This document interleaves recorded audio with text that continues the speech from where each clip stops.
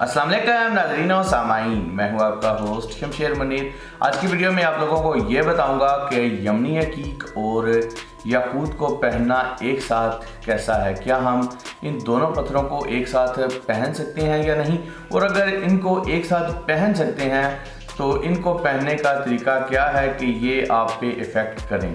तो चलिए मैं आपको बताता हूँ कि इन दोनों को आप एक साथ कैसे पहन सकते हैं।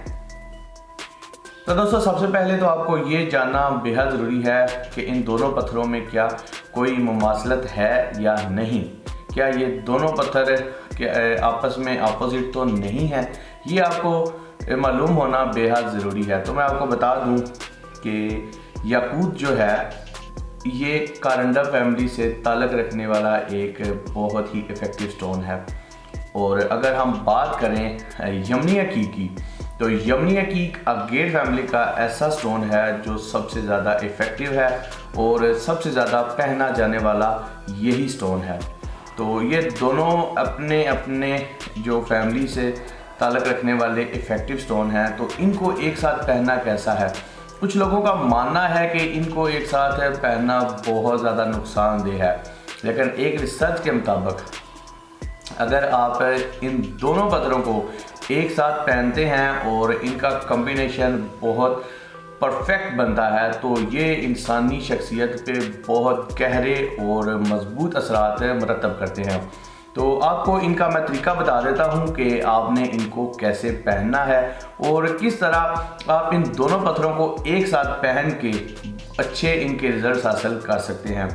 तो मोस्टली होता है कि लोगों ने ये स्टोन पहना होता है याकूत।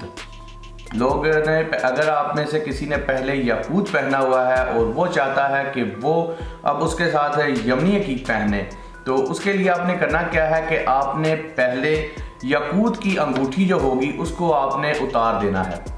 याकूत की अंगूठी उतार देनी है और फिर आपने यमनी अकीक की अंगूठी बनवा के यमनी अकीक की अंगूठी आपने पहन लेनी है। याकूत की अंगूठी उसके साथ नहीं पहननी।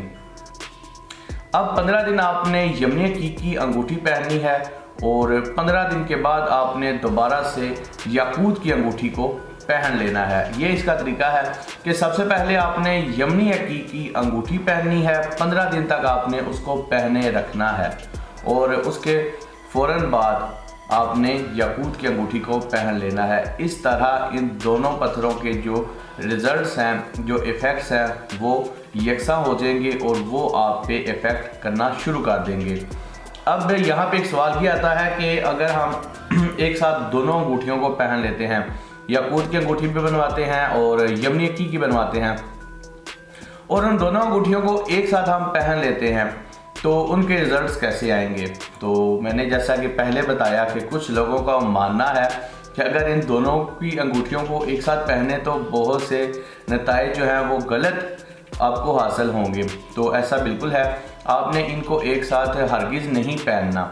आपने याकूत और यमनी अकीक की अंगूठियों को यकदम, जैसे मैंने अभी 2 अंगूठियाँ पहनी हुई हैं, एकदम से आपने इनको इकट्ठा नहीं पहनना। अगर आप इकट्ठा पहनेंगे तो ये आपको नेगेटिव इफ़ेक्ट्स देंगे। जैसे मैंने आपको पहले बताया है तो पहले आपने यमनी अकीक को पहनना है, उसके बाद आपने याकूत की अंगूठी को पहनना है। तो इस तरह इंशाल्लाह ये आपको अच्छे रिजल्ट्स देंगे।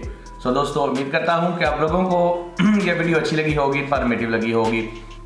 अगर अच्छी लगी है और आप किसी और पत्थरों के बारे में जानना चाहते हैं कि कौन से 2 पत्थरों को आप इकट्ठा पहनना चाह रहे हैं, उनके बारे में आप जानना चाह रहे हैं, तो आप नीचे कमेंट में मुझे ज़रूर बताइएगा। इंशाल्लाह अगली वीडियो में भी आप लोगों के लिए मैं 2 स्टोन की इंफॉर्मेशन लेके आऊँगा। So guys, thanks for watching. अल्लाह हाफिज़।